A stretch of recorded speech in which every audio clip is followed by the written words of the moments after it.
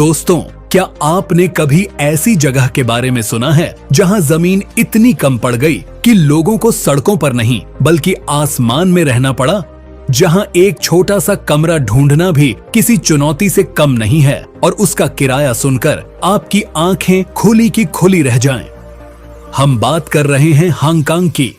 Screen पर जो आप ऊंची ऊंची बिल्डिंग्स देख रहे हैं, इन्हीं ऊंची बिल्डिंगों के कारण यह बिल्डिंगों का जंगल कहलाता है। सबसे पहली बात, बहुत से लोग हांगकांग को एक अलग देश समझ लेते हैं, लेकिन ऐसा नहीं है। हांगकांग चीन का एक विशेष प्रशासनिक क्षेत्र है। 1997 में यह ब्रिटेन से वापस चीन को मिला था और तब से यह एक देश दो व्यवस्थाएं के सिद्धांत पर चलता है।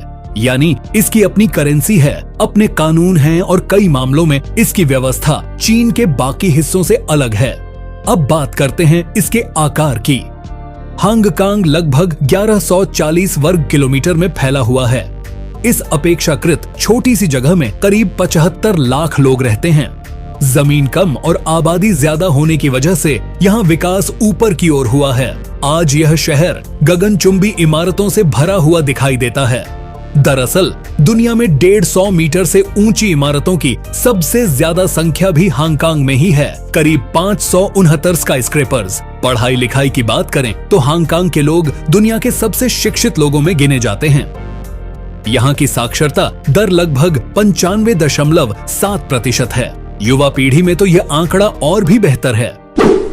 हांगकांग में सबसे ज्यादा बोली जाने वाली भाषा कैंटोनीज है। इसके अलावा अंग्रेजी भी यहाँ व्यापक रूप से इस्तेमाल की जाती है, खासकर व्यापार, शिक्षा और सरकारी कामकाज में। धर्म की बात करें तो हांगकांग काफी विविधतापूर्ण समाज है। यहाँ बौद्ध, ईसाई, मुस्लिम, हिंदू, ताओ समेत कई धर्मों को मानने वाले लोग मिल जाएंगे। दिलचस्प बात यह है कि लगभग आधी आबादी खुद को किसी खास धर्म से नहीं जोड़ती। यही वजह है कि यह शहर परंपरा और आधुनिकता का अनोखा मेल दिखाता है।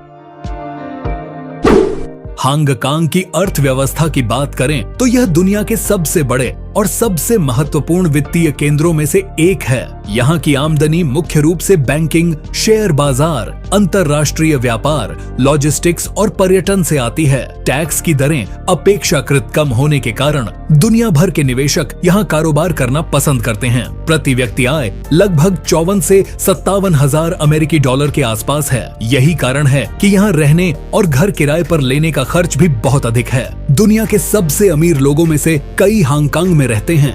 यहाँ की करेंसी है हांगकांग डॉलर। समय की बात करें तो हांगकांग भारत से 2.5 घंटे आगे है।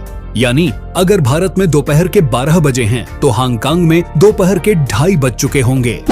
ट्रांसपोर्ट की बात करें तो जगह की कमी के कारण हांगकांग में सड़कें उतनी चौड़ी नहीं हैं जितनी दुनिया के कई बड़े शहरों में देखने को मिलती हैं। लेकिन इस कमी को पूरा करता है यहाँ का शानदार सार्वजनिक परिवहन तंत्र। हांगकांग की MTR दुनिया की सबसे भरोसेमंद और समयनिष्ठ मेट्रो प्रणालियों में गिनी जाती है। यहाँ का प्रसिद्ध ऑक्टोपस कार्ड मेट्रो, बस, फेरी और कई दुकानों में भुगतान करने के काम आता है। 1904 से चल रही डबल डेकर ट्राम, जिसे लोग प्यार से डिंग डिंग कहते हैं, और प्रसिद्ध स्टार फेरी शहर को देखने का एक शानदार अनुभव देती हैं। वहीं हांगकांग अंतर्राष्ट्रीय हवाई अड्डा दुनिया के सबसे व्यस्त कार्गो हवाई अड्डों में से एक माना जाता है।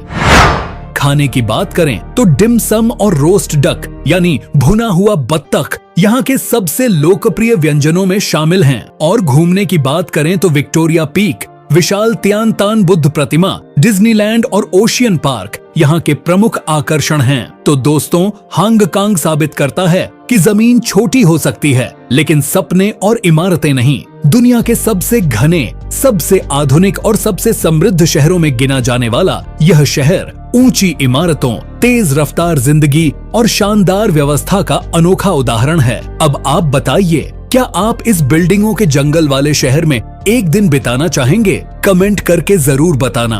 वीडियो पसंद आया हो तो लाइक और सब्सक्राइब करना मत भूलिए। मिलते हैं अगली बार किसी और शानदार शहर की कहानी के साथ। तब तक के लिए बाय बाय।